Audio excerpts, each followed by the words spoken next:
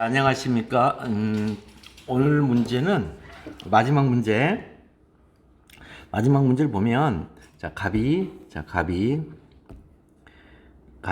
이 사건소를 제기하면서 동시에 서울행정법원에 1차 영업정지 처분에 대한 집행정지 신청을 한 경우 이 사건 집행정지 신청은 인용될 수 있는가? 그 15점인데 15점 쓰기에는 좀 빡빡해요. 사실은 좀 빡빡해요. 자, 이 문제에 대해서 우리가 한번 보도록 하겠습니다. 그러니까 다른 문제 어디선가 조금 널널한 문제가 아마 있었을 거예요. 분명히. 자, 그래서 지난 시간에 이거 한 거고.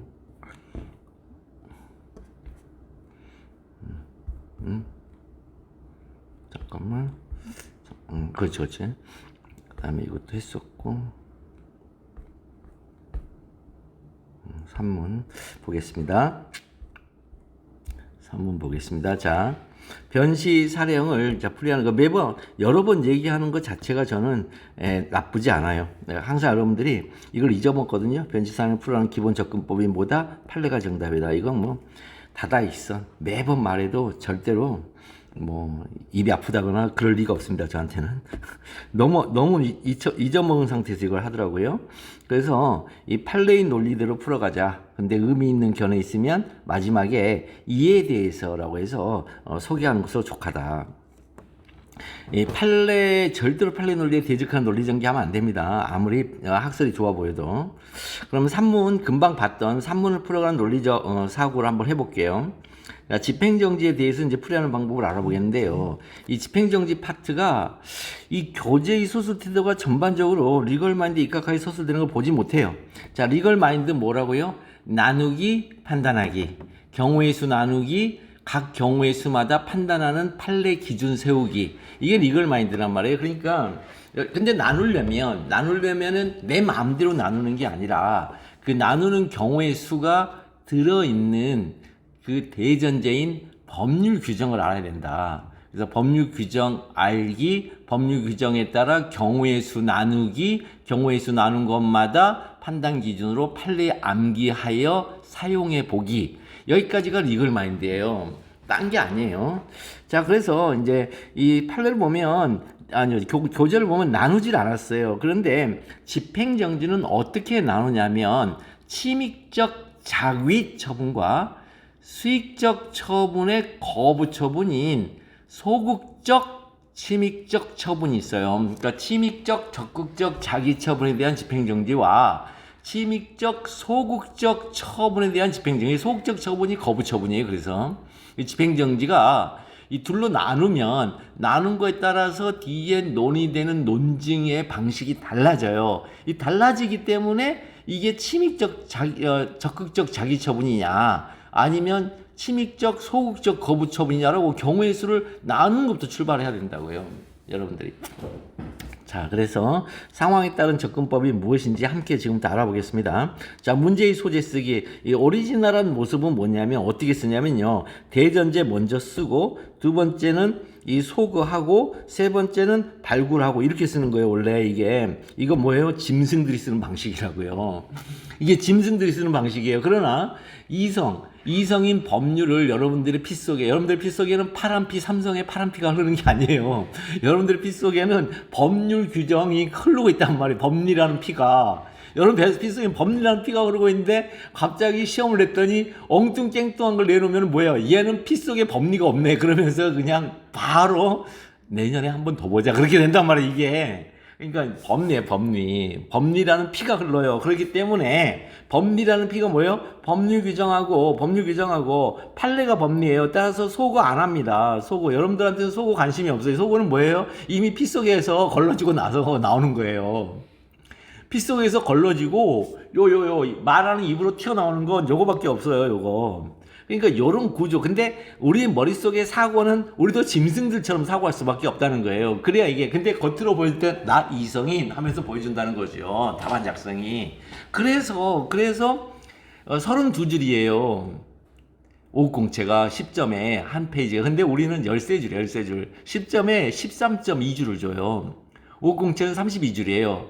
저 노무사 가면요, 걔는 또 짐승이에요. 그래서 26줄 줘요. 그러니까 기본적으로 26줄 이상을 줘요. 10점을 쓸 때. 그럼 26줄 이상을 준다는 얘기는 대전제 보고 베껴라, 이런 뜻이에요. 대전제를 보고 베껴라, 이걸 보고 베끼고, 그 다음에 그거로부터 이렇게 소고도 이거 써주고, 그 다음에 그래서 이걸 다 쓰라는 게 이게 26줄에서 34줄 사이에 34줄도 있어요, 심지어.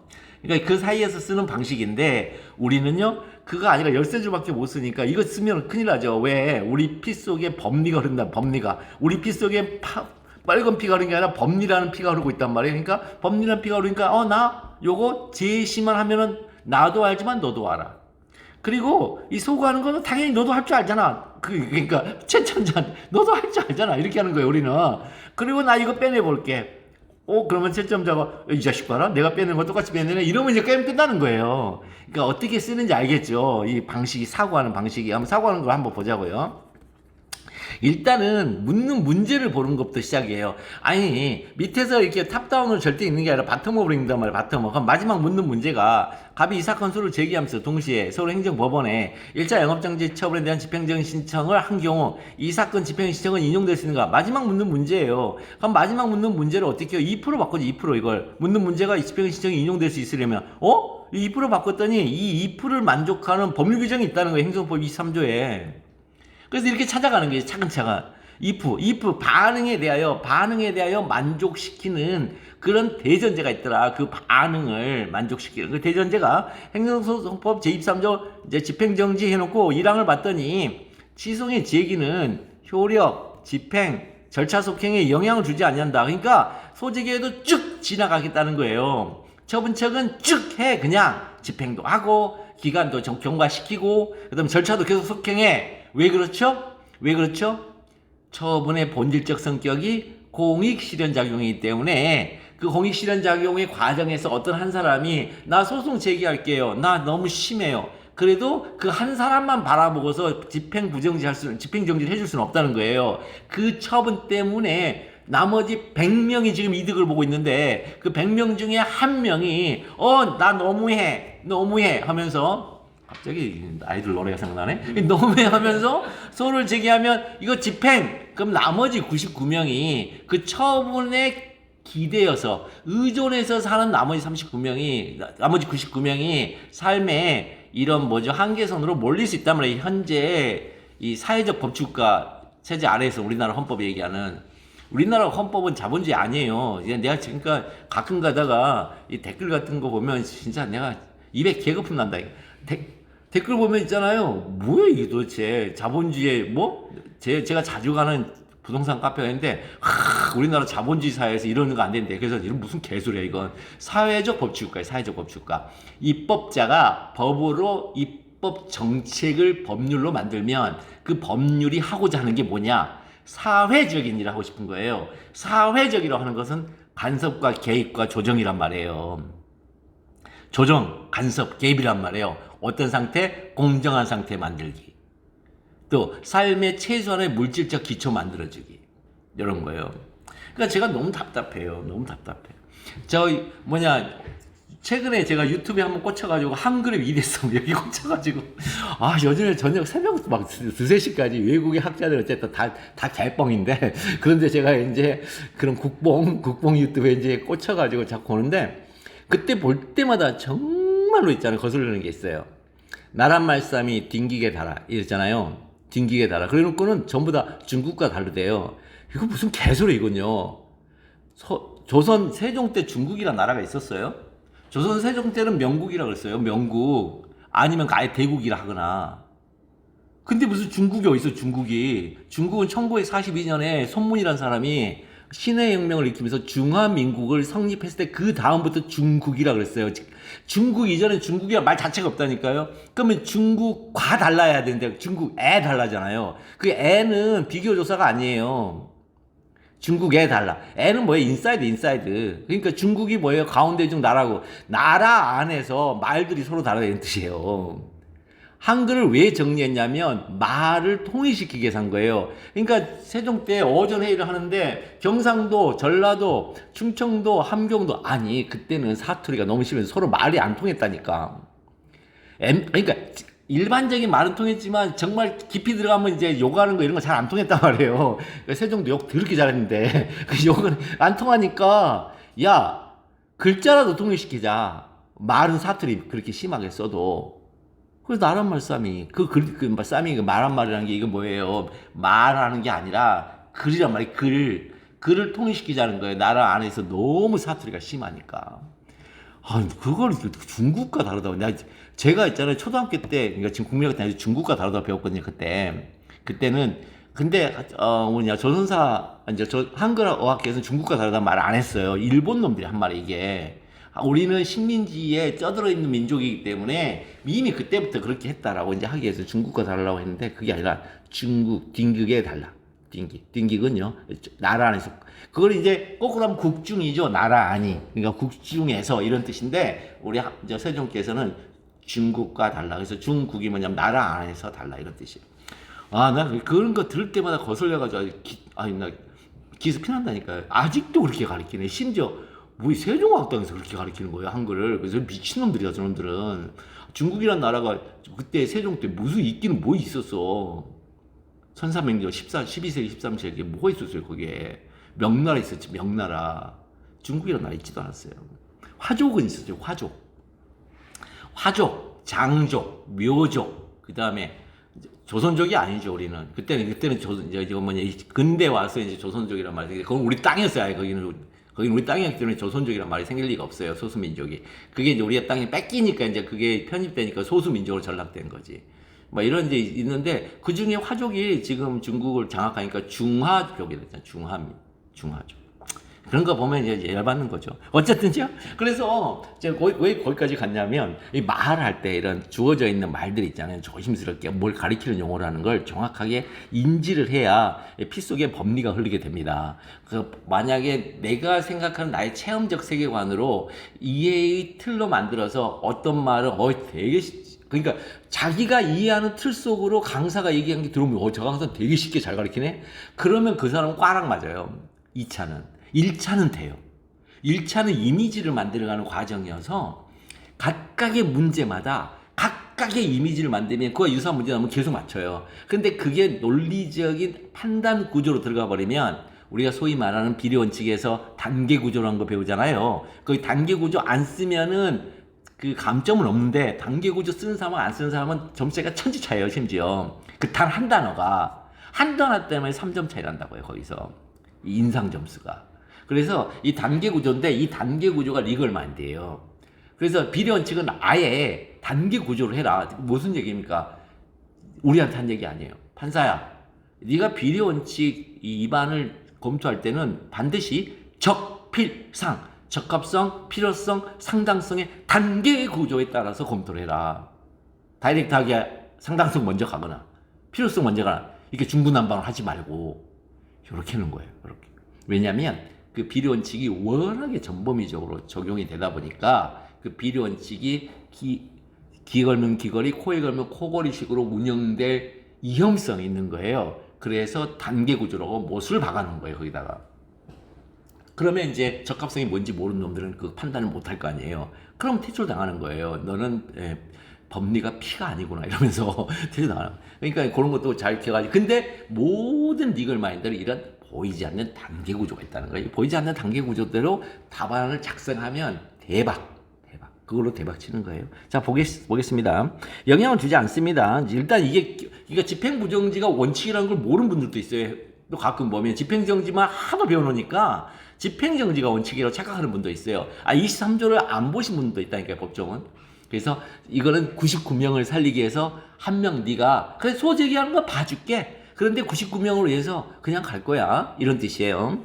자, 그 다음에 취소 소송이 이제 제기된 경우에 처분 등이나 또 그 집행 절차 속행으로 인하여 생길 회복형 손을 예방에 긴급한 필요가 있다고 인정되는 때에는 본안이 계속되고 있는 법원은 자, 당사자의 신청 또는 직권에 의하여 이거는 절차고 처분 등 효력 집행 절차 속행 일부의 정지를 결정할 수 있다. 이건 결정이고, 그러니까 결정이고 이건 절차고. 다만 효력 정지는요. 자, 집행 정지, 절차 속행 정지하면서 목적을 달성하는 경우는 허용돼 보충성, 효력 정지의 보충성. 자, 이렇게 이루어져 있죠.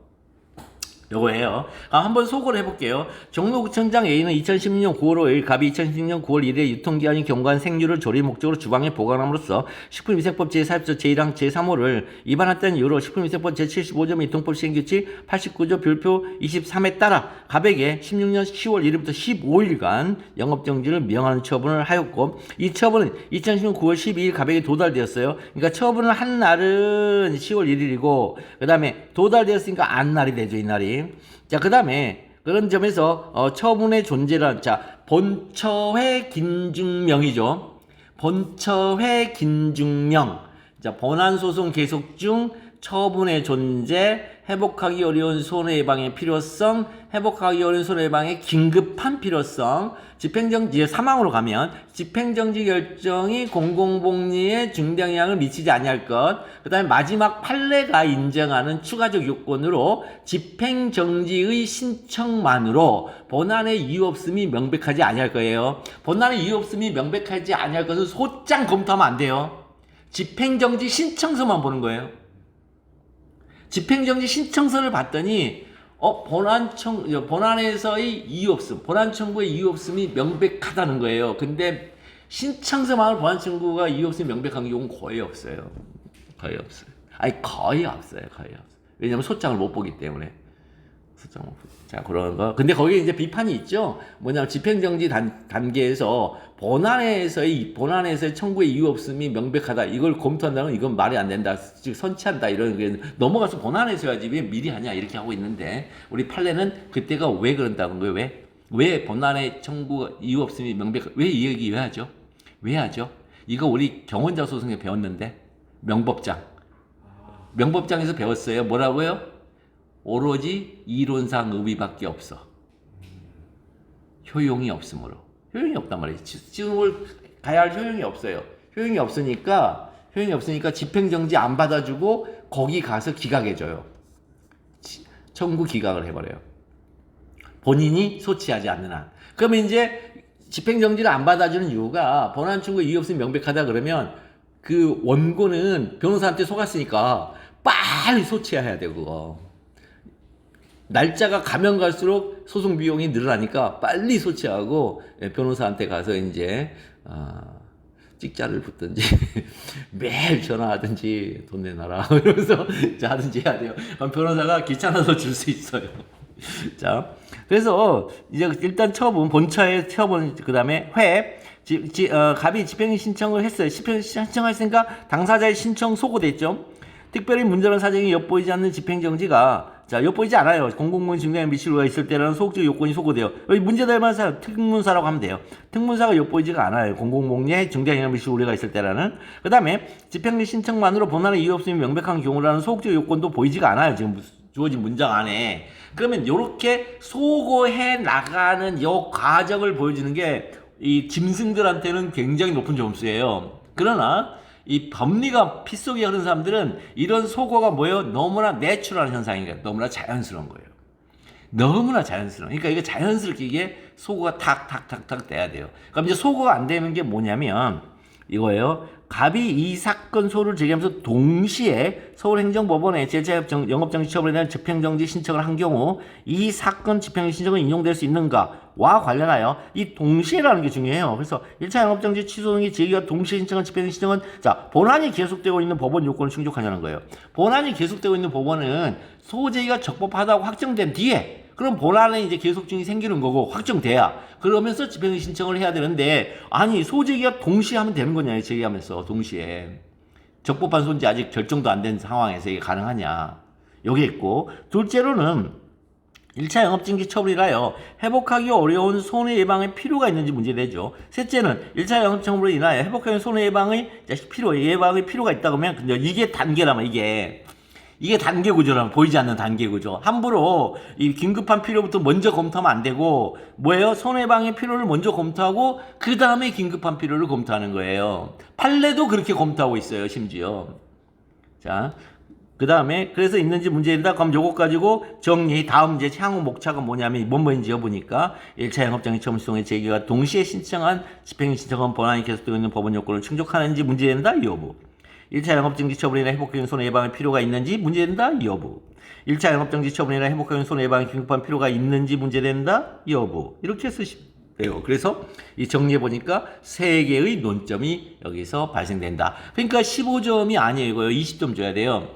논점이 3개면은 한 논점당 평균 5점이거든요. 언제나. 평균 5점인데 그럼 15점이잖아요. 거기다가 이제 문제의 소재 이렇게 논점이 하나면은 7점이에요. 그게. 그러니까 2점 271이에요. 271인데 10점이면 271이에요. 문제 소재가 2점, 그 다음에 가운데 뭐뭐인지 여부가 7점, 마지막 설문 해결, 이게 이제 1점이에요. 271에 여기서는요, 이 4, 3 혹은 3, 4예요. 판례 4하는 경우, 판례에 4점 주면 4하는 경우 3점 줄 것이고, 판례를 3점 주면 4하는 경우 4점, 이렇게 배점을 할 거예요. 교수마다 다르겠지만, 채점자마다, 이렇게 271이고, 15점 이상이 되면 3위가 돼요. 3위. 여기 3위. 그럼 가운데가 이제 10점이 돼요. 가운데 10점. 그러면 논점 2개면 15점. 논점 3개는 20점. 이렇게 가는 거예요. 느낌이 오시죠? 어떻게 하는지.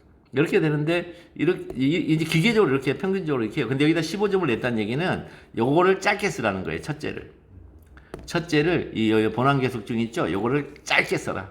짧게 써. 나머지 요것이 내가 진짜 보고자 하는 거다. 그렇지만 요것도 부가적 논점이니까 한번 잘 써봐. 이런 뜻이에요.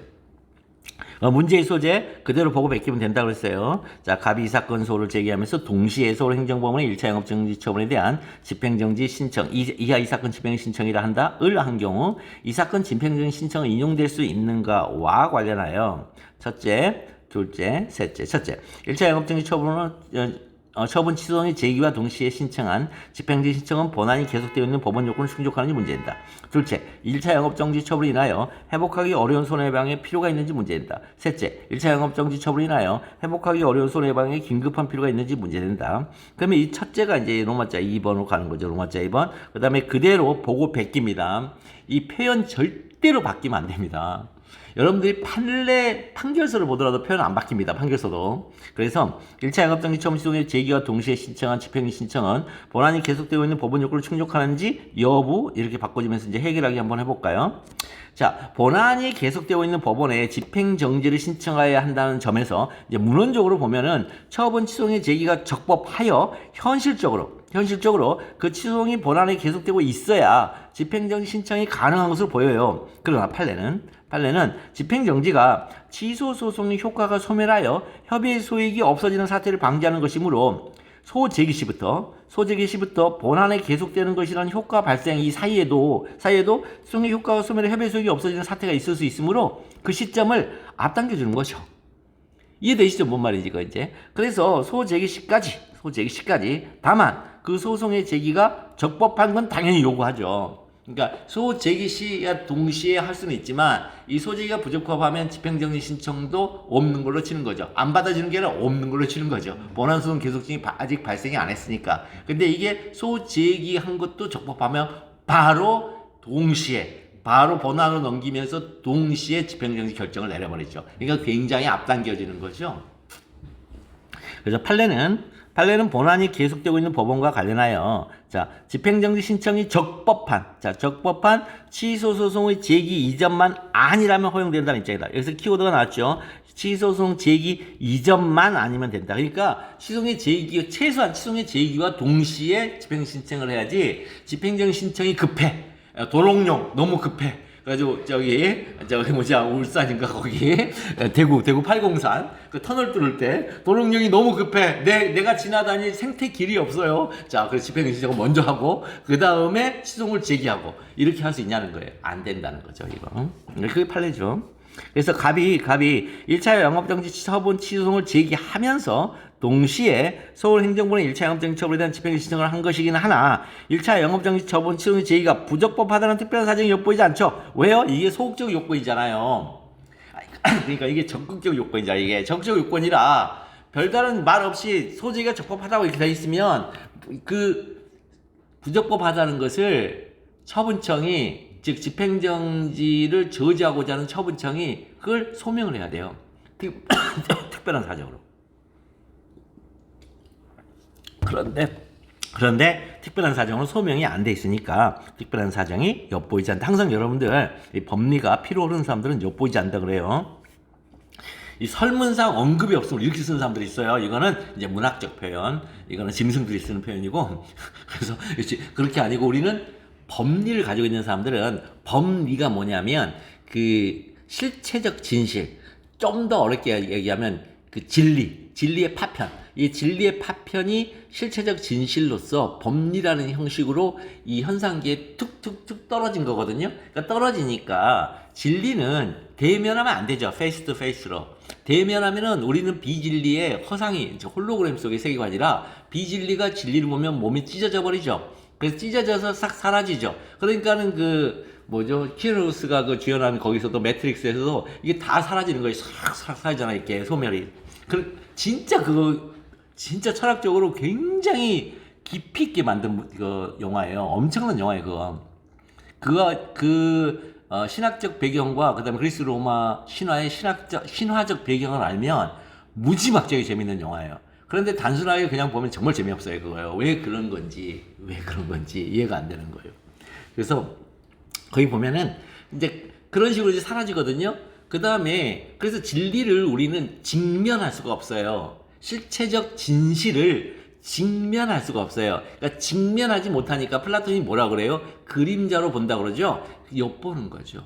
그래서 모세가 그 하느님을 만날 때 하느님이 그러잖아요. 모세한테 보지 마라. 그때 모세가 지나가는 그림자를 봤다 그래요. 그거 엿본다 그래요. 그걸 철학적으로. 그러니까 이 법리를 가진 여러분들은 실체적 진실을 파악하기 위하여 그 특별한 사정이든 뭐든 설문에 나타나 있으면은 엿본 것이고 설문에 나타나 있지 아니하면 엿보이지 않는 거예요. 자, 그렇게 쓰는 거예요. 이거 쓰는 거 되게 어색해하는 사람들 있어요. 요 문장 엿본다 엿보이지 않는다. 우리가 무슨 관음증 환자도 아니고 무슨 엿보냐, 피핑탐도 아니고 그러는데 그게 아니에요. 우리가 이 법리라는 피가 흐르고 있기 때문에 그 실체적 진실과 일맥상통하는 피가 흐르고 있기 때문에 자꾸 우리는 엿볼 수밖에 없어요. 그거를 만약에 직면해보면 여러분들이 찢어져 버린다니까요. 그러니까 그러지 말아야 된다. 자, 그렇다면 1차 영업정지 처분 취소의 제기와 동시에 신청한 집행 신청은 엿보이지 않으니까 본안이 계속되는 법원 요건을 충족하죠. 이는 적극적 요건이죠. 적극적 요건에 누가 주장 소명? 신청인 측이 주장 소명해야 되겠죠. 신청인 측이 주장 소명한다. 자, 그 다음에 1차 영업정지 처분이 인하여 회복하기 어려운 손해배상의 필요가 있는지 여부 해결하기. 자, 두 번째. 자, 논리적 사고. 자, 처분으로 인하여 회복하기 어려운 손해의 의미가 문제가 돼요. 자, 처분으로 인하여 발생한 손해에 대하여 우리 법률 체계는 뭘로 하냐면 손해배상, 손실보상으로 배상이나 보상이 가능하면 그 손해가 모두 회복된다고 그래요. 그걸 우리가 뭘 한다? 손해 전보를 한다고 그래요. 모두 회복되기 때문에. 그러니까 여러분들이 행정법에서 권리구제 방안에 행정쟁송제도, 손해전보제도, 결과제거 청구권, 헌법소원, 국민의 여론에 의한 통제 이런 것들 막 배운단 말이에요. 그럴 때 손해전보가 이렇게 무서운 말이에요. 배상이나 보상이 가능하면 그 사람이 입은 피해 전부 다 회복된다고 보는 거예요. 그래서 전보란 말을 쓴 거예요. Totally compensation. 그래서 이 처분 취소를 제기할 수 없는 사태가 발생하면 그 처분의 위법을 이유로 발생한 손해를 회복하러 가면 돼요. 근데 그게 국가배상 청구 제도예요. 문제는 거기서 손해를 배상받으면 모든 손해가 회복되었다고 봐버려요. 현실은 그러하지 아니하더라도 말이에요. 그래서 손해 전보라고 하는 거예요. 개념적으로 이게 개념이죠, 소위. 근데 문제는 취소 소송이 아니면 그 발생한 손해의 성질이 국가배상 청구소는 해소가 안 되는 경우도 있겠죠. 안 되는 경우가 있을 거예요. 자, 손해의 성질이 국가배상 청구소는 해소가 안 되는 손해를 회복하기 어려운 손해라 그래요. 여기 배상 있죠. 국가배상할 때 이 배상의 이 상자가 뭐냐면요, 캐시를 말해요. 캐시. 배상의 이 상자가 캐시를 말해요. 캐시 이해는 상대방이 동의를 받아야 돼요. 근데 권리로 줄게. 우리는 나라가 돈이 없어. 이정권 들어와서 너무 놀고 퍼먹었는데 돈이 없네. 그럼 상대방이 돈을 줘. 돈이 없대. 야, 권리로 줄게. 국채로 줄게. 국채. 10년 만기 국채로 줄게. 상대방이 동의를 하면은 줄 수 있단 말이에요.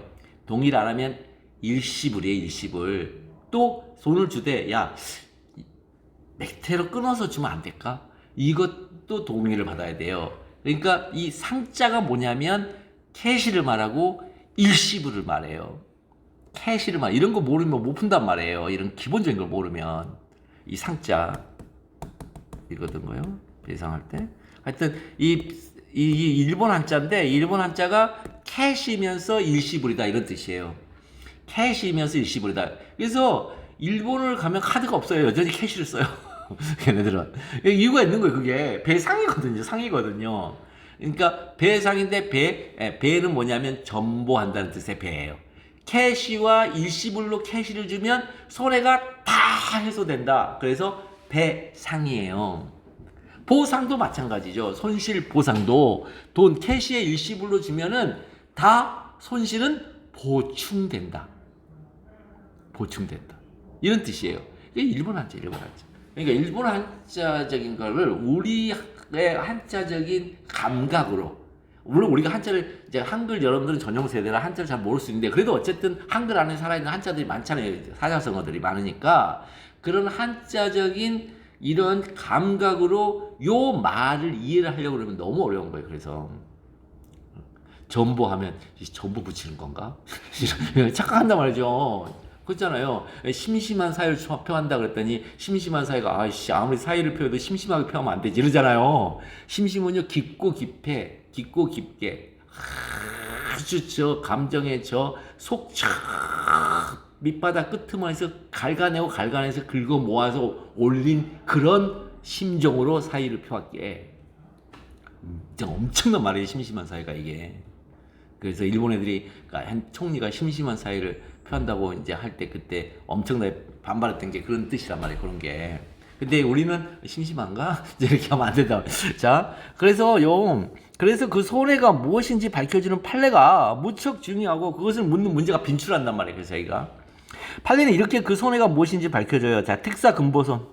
자, 특사근보선 두 문자. 특사근보선 행정법 제23조 제2항에서 정하고 있는 혈육정지 요건이 자 회복하기 어려운 손해란 뭐냐? 특사근보선 특별한 자 사정이 없는 한 자 금전으로 보상할 수 없는 손해 특사근보선. 특사근보선 저도 이렇게 외워요. 그럼 특사근보선인데 그럼 보상할 수 없는이 뭐냐 그랬더니 불가능. 그 다음에 수인의 불가능. 그 다음에 수인의 현저한 곤란. 이렇게 수인의 현저한. 그러니까 무슨 얘기냐면 돈으로 주면은 전부 다 손해가 메꾸어진다고 봤는데 그래서 돈으로 메꾸면 다 되니까 돈으로 가능하면 특사근보선인데 문제는 그러면 돈으로 줄 수 없는 손해야. 돈으로 줄 수 없는 손해. 그랬더니 없어요. 이 자본주의에서는 돈으로 줄 수 없는 손해가 없어요. 진짜로.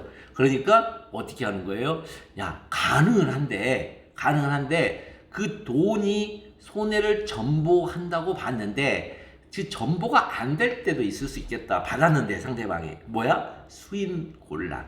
수인의 현장 곤란. 그냥 곤란이 아니고 수인의 현장 곤란, 수인의 불가능. 수인의 불가능과 수인의 현장 곤란이에요. 근데 그것도 없어요, 사실 실제 사건이거든. 그래서 문제는 개인의 경우, 우리 개인의 경우에는 우리가 살아가는 자본주의 사회에서는 처분으로 인하여 발생한 손해는 거의 대부분 금전으로 보상이 가능해요. 이건요. 심지어 인간의 생명조차도 금전으로 가치 평가해 주는 이제 사회잖아요. 뭐 보험, 생명보험사에.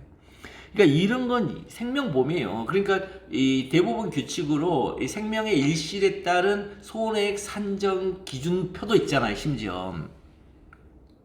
그렇기 때문에 그렇게 사망할 때도 그러니까 그 범죄행위로 사망할 때도 돈 준단 말이에요. 보상이 안 될 리가 없어요. 그러니까 개인의 경우에는 안 되는데 문제는 자 명예의 훼손과 같은 심리적 손해 역시도 위자료를 하여 금전으로 보상해줘요. 그럼 도대체 어느 경우에 집행제가 가능하냐는 거예요. 없어 실질적으로. 개인이 사업체를 운영할 때 비로소 문제가 발생해요. 그래서 시험 문제 맨날 개인이 사업체를 운영하는 기업으로 내요. 기업으로. 그런데 개인이 만약 집행정지하잖아요. 안 돼요. 오로지 개인에게 기속되는 손해를 이유로 집행정지를 신청하잖아요. 인용된 경우가 없어요. 진짜로 없어요. 현실에서. 그러니까 오로지 사업체 운영할 때. 그 사업체를 기업이라 한다. 우리 판례가. 그걸 기업이라 한다. 그러니까 이런 것들을 알고 계셔야 사안포섭을 할 때 치밀하게 사안포섭을 하시지, 이걸 모르니까 그냥 그래, 상식에 비추어서 나도 우리가 이제 판례에서 봤던 일반 상식, 일반 상식이 이게 법리란 피가 흐르는 상식이거든요. 그러니까 일반적인 상식이 아니에요. 그것도 이 상식이 뭐냐면 카몬 센스라 하는데, 요 카몬은 개인의 구체적인 상황을 초월하는 거예요. 넘어서는 거예요. 그럼 넘어서면 어디로 가는 거예요? 유니버스로 가는 거예요. 그래서 일반이 붙는 거예요. 유니버설이 일반이니까 일반 상식이 드는 거예요. 붙어버린 거기에. 카몬 센스. 그럼 카모님이 돼버리면 일반, 나는 아닌데, 나는 아닌데 일반이야. 이래버리면 안 된다. 그러니까 법리란 말이에요. 법리 그 얘기도. 자, 그래서 여기서 이제 문제는 뭐냐면 기업 이미지 훼손당했다. 자, 신용 훼손당했다. 그러니 이미지 훼손, 신용 훼손 당했으니까 집행정지 해달라. 이렇게 한 거예요. 이 말은 이미지 훼손 당하고 신용 훼손 당하니 영업정지 처분을 정지시켜 주세요. 이렇게 얘기한 거예요. 그러니까 여러분들 이거 잘 읽으셔야 돼요. 하고 주장하는 경우 이 말은 그런 얘기예요. 자, 그래서 그 손해가 금전으로 보상할 수 없어 회복하기 손해에 해당한다고 하기 위해서는 특사 금보선이기 위해서는 그 경제적 손실, 기업 이미지, 신용의 훼손을 인하여 사업자의 자금사장 경영 전반에 미치는 파급 효과가 매우 중대하여 사업 자체를 계속할 수 없거나 중대한 경영상의기를 맡게 되는 것으로 보이는 등의 사정이 존재해야 한다. 야, 이 판례 이렇게 이해하면 돼요. 기업 이미지 및 신용이 훼손당했다고 주장하는 경우, 자, 기업 이미지 훼손이나 신용 훼손이 회복하기 어려운 손해라고 주장하는 거. 이것 자체가 이미지 훼손, 신용 훼손이 회복하기 어려운 손해라고 주장. 뭐지? 이미지 훼손과 신용 훼손은 금전으로 보상이 불가능해요, 사실 이거. 보상이 불가능한데, 그러면 금전으로 보상이 불가능하니까 그러면 바로 이제 인정을 해줄 것이냐라는 데에서 판례가 거기에 엄격한 요건 하나 더 넣는단 말이에요. 자, 기업 이미지 및 신용 훼손을 인하여 사업자의 자금 사장의 경영 전반에 미치는 파급 효과가 매우 중대하여 사업사자 사계 중 위사, 그러니까 사자 경파 중 사계 중이사. 요걸 한번 볼게요. 사업 자체를 계속할 수 없게 될 것으로 보이는 사정이 존재하면 폐업이죠. 중대한 경영상의 위기를 맞게 될 것으로 보이는 사정은 도산이죠. 그래서 기업 이미지 및 신용 훼손을 인하여 폐업을 맞이할 상황으로 보이거나 도산은 적자죠. 심각한 적자 상황으로 내몰리는 상황으로 보이는 경우에는 사자 경파중하다고 평가하여 회복하기 어려운 손해에 해당한다고 평가합니다. 이게 무슨 얘기냐? 사안포섭을 이런 식으로 한다고요. 사안포섭을 이 판례가 흘러가는 순서대로 하지 않고 뒤로 가서 해서 가운데로 들어오는 거예요, 지금 이거. 그러니까 사계 중이사가 보이니 사자 경파 중이야. 그러니까 이거는 회복하기 어려운 손해 이렇게 올라가는 거예요. 꼭 이런 것들을 배우셔야 돼요. 그러니까 이런 것들을. 그러면 사업자의 자금 사장이나 경영 자원을 미치는 파급 효과가 매우 중대한 기업 이미지 및 신용 훼손은 회복하기 어려운 손해에 해당하게 됩니다. 즉 금전으로 보상할 수 없는 무형의 손해죠, 이건. 따라서 기업 이미지 회복이나 신용 회복은 금전으로 보상이 가능한 것이 아니기 때문에 그렇습니다. 자, 그렇다면 판례 한번 볼게요. 특사 금보선, 자, 경기신, 자, 사자 경파 중 사계 중이사. 이렇게 외워주시고 요거 그대로 쓰시면 되겠습니다. 판례는 토시 하나 떠들지 말고 외우세요. 근데 지금까지 공부해온 습관이 뭐였냐면 판례는 대충 이런 뜻의 취지로 얘기했어, 이렇게 공부를 하셨어요. 그거 쓰시면 안 돼요. 점수가 없어요. 그러니까 공부 그렇게 열심히 해놓고 그거 쓰고서 이제 내가 공부한 건 다 쏟아내고 나왔기 때문에 이제는 뭐 결과야 어떻든 간에 이제 승복하고 안 되면 이제 그만. 그것처럼 바보. 제가 지금 공부 방식이 좀 틀렸는데 어떻게 내가 그거를 만족하면서 그만두냔 말이에요. 그거 아니에요. 그러니까 그 취지로 쓰는 것은 형법은 그렇게 써도 돼요. 형법은 무슨 사건에서 이렇게 평가하여 어떤 학설의 태도를 취한다. 이렇게 써도 돼요. 거기는 어차피 사안포섭에서 치밀하게 해야 될 수밖에 없으니까. 법조문 따라가면서 법정주의라. 그런데 행정법에서는 혹은 헌법에서는 그렇게 하시면 안 되고 무조건 그 자체를 외우셔야 돼요. 왜 그러냐면 행정법에서 말하는 판례가 애매하고 추상적인 법률 규정을 구체해 준 거예요. 그렇기 때문에 판례가 생명이에요. 행정법은. 물론 헌법도 마찬가지고 공법은 판례가 생명이에요. 판례 한마디 한마디가 생명이에요. 그럼 판례 한마디 한마디가 생명이 또 어디냐? 민법 판례요. 민법 판례도 판례 한마디 한마디가 생명이에요. 왜 그럴까요? 민법 규정이 임의 규정이니까. 임의 규정이어서 어떤 각각의 그 계약 상황을 전부 다 포괄할 수가 없어요. 포괄할 수 없으니까 애매하게 써요. 신의에 쫓아 성실히해야 한다. 애매하게 써놨어요. 그럼 그것을 판례가 구체화해놔요. 그래서 신의성실 원칙 그 건축계약법 관련해서 계약 관련해서 그 5개 요건 그거 외워야 되잖아요. 저 사시 공부할 때 그거 드리더라고요. 근데 지금도 잘 기억 안 나는데 5개는 기억이 나요. 어쨌든 그런 식으로 외우셔야 돼요. 그거 외우셔야 돼요. 안 그러면 사안포는 못해요.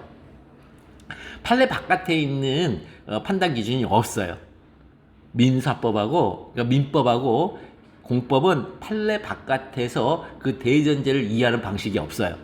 그래서 반드시 대전제인 법률 규정과 판례를 같이 뭉뚱그려 암기하셔야 돼요. 자, 보겠습니다. 사안포습 하겠습니다. 자, 보겠어요.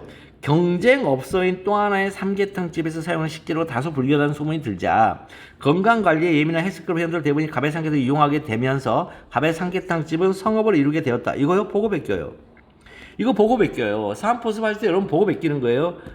라는 점에서 이렇게 라는 점에 보고 베껴 여기서 라는 점에서 요 조사를 가지고 판례 문구에다가 붙이세요. 1대1 대응 거 옛날에 제가 고등학교 때인가 사랑의 짝짓기라는 프로가 매우 유행했는데 그때 야씨 우리나라 정말 망해가나 보다 이제 유교보이로서 그때 이제 안 망하고 지금은 더 좋아졌어. 근데 지금도 망한다 하는데 망할까 싶긴 한데 어쨌든 지금 나라에 돈이 없어서요. 진짜로. 자, 그 다음에 그 다음에 경쟁업소인 또 하나의 삼계탕집의 이미지 훼손은 경쟁업소인 또 하나의 삼계탕집에게 중대한 경영상의 길을 맡게 된 것을 엿보이죠. 이렇게. 그러니까 지금 이 다소 불결하다는 소문이 돌자 뭐예요? 대부분이 자 옮겼어요.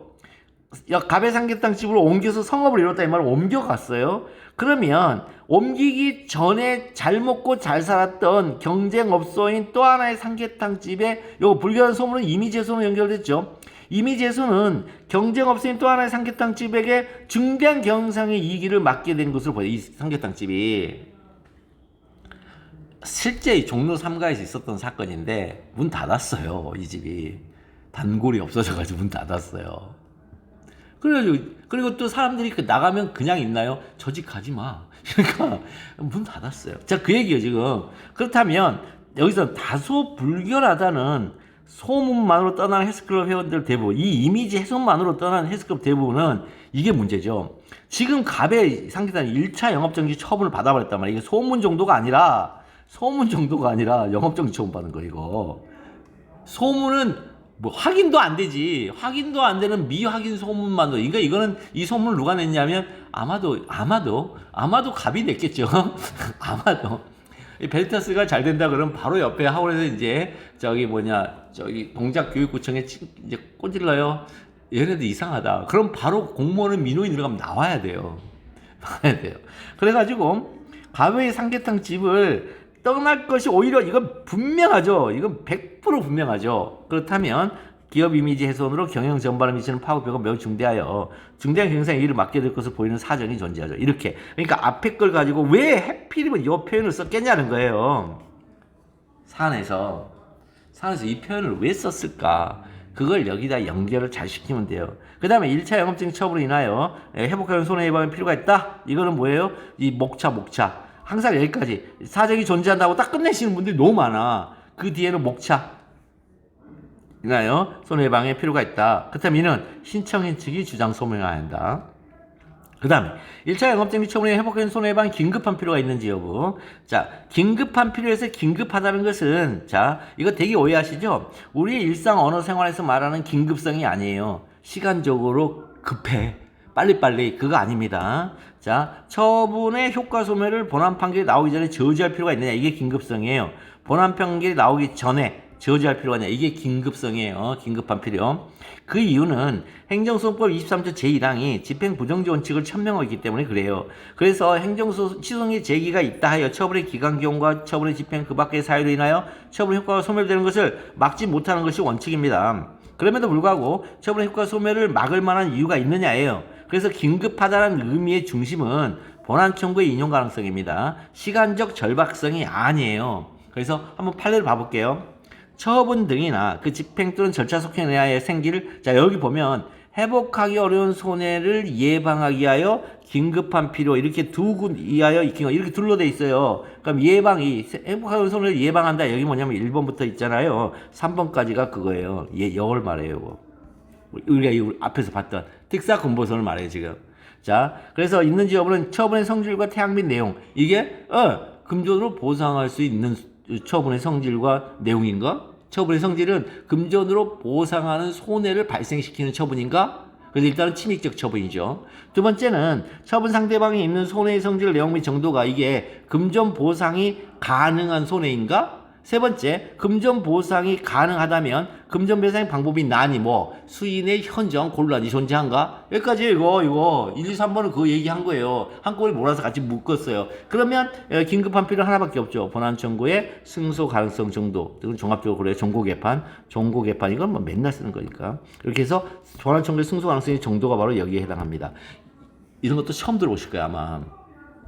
그래서 1은 침입적 자기처분을 가리켜요. 1. 처분의 성질과 태양 및 내용. 2는 신체에 대한 손해인지 재산에 대한 손해인지 명예 등에 대한 손해인지를 나누는 거예요. 처분 상대방에 있는 손해의 성질, 내용 정도가. 그랬더니 그중에 신체와 재산에 대해서는 특사근보선이더라. 그러니까 이건 특사근보선이 아니고 금전으로 보상이 가능한 손해더라. 근데 요거 명예에 대한 손해는 이건 특사근보선이더라. 그렇다면 근보손해의 3번은 금전보상의 가능성인데 이제 가능성 불가능하면 안 된다. 아니다. 수인의 현저한 곤란도 여기에 들어간다. 그렇게 이제 들어간다면 여기가 그러니까 이건 다 우리가 하고 왔어요. 4는 긴급한 필요고 4가 본청 승가예요. 이거 본청 승가 본안 청구의 승소 가능성의 정도 그 정도조차 없으면 집행적인 신청만으로도 본안의 이유 없음이 명백하죠. 그죠? 이 본안 청구의 승소 가능성조차 없으면 본안 청구의 승소 가능성조차 없으면 집행정지 신청만으로도 본안의 이유 없음이 명백하죠. 이 신청서만 들여다봐도 본안 청구의 이유 없음이 명백하단 말이에요. 그래서 판례는 긴급한 필요는 적극적 요건이지만 본안 청구 그 반대에 서 있는 본안의 이유 없음이 명백한 것은 소극적 요건을 봐요. 그래서 본안 청구의 승소 가능성은 일반적으로 소재가 적법하면 인정을 해줘요. 특히 내가 적극적으로 할 필요가 없어요 거의. 근데 어떤 문제가 발생하면 하긴 해야 돼요. 봅시다. 그래서 두 요건은 대칭호 관계에 서 있습니다. 신청인이 긴급한 필요가 있음을 소명하면 처분청인 본안의 이유 없음이 명백함을 소명하여야 합니다. 판례. 그래서 판례 외워주시고 금방 얘기했던 사항을 볼게요. 본안 청구가 이유 없음이 명백하다는 자 특문사가 엿보이지 않는다. 그죠? 이거는 특문사. 그러면 본안 청구가 이유 없음이 명백하다는 특문사가 무슨 얘기냐면 요거를 꼭 얘기해야 돼요. 특별 문제del만 사정 때는 본안 청구가 이유 없음이 명백하다. 요거를 처분청이 주장 소명에 성공하면 뭐가 없다고요? 긴급한 필요가 없다고요. 그러니까 둘 사이가 서로 주장 반론의 관계에 있어요. 따라서 본안 청구의 승소 가능성이 있어서 1차 영업적인 처분이나 회복하는 손해 예방이 긴급한 필요가 있다. 이는 신청인 측이 주장 소명한다. 본안 청구가 이유 없음이 명백하다는 것은 피신청인이 아니죠. 처분청 측이죠. 신청인 측, 피신청인이 아니죠. 피신청인은 뭐예요? 건축허가 신청할 때 피신청이죠. 여기는 피신청인은 누구예요? 법원이죠. 여기서 잘못 쓰는 분도 있단 말이에요. 자, 그 다음에 설문 해결 항상 마지막 목차 있어야 돼요. 자, 묻는 문제에 대한 답을 하는 목차라서 이건 반응적 글쓰기예요. 묻는 문제 한번 봐볼게요. 갑이 이 사건 소를 제기하면서 동시에 서울행정법원의 1차 영업정지 처분에 대한 집행정지 신청을 한 경우 이 사건 집행정지 신청은 인용될 수 있는가? 이렇게 물어봤어요. 설문 해결. 갑이 이 사건 소를 제기하면서 동시에 서울행정법원의 1차 영업정지 처분에 대한 집행정지 신청을 한 경우 이 사건 집행정지 신청은 인용될 수 있다. 이렇게 쓰시면 되겠죠. 이렇게. 그러니까 이것도 이제 점점 잘 써 가시는 것 같더라고요. 이렇게 이제 모를 때는 이렇게 써도 되나? 나 너무 밋밋한데 이런 사람들이 의외로 있어요. 요것만 달랑 쓰라니까. 왜냐하면 로마자 2번, 로마자 3번에서 얘기했던 거 여기도 좀 간략하게나마 한번 써야 될 것 같은데. 그거는 옛날에 사시 쓸 때.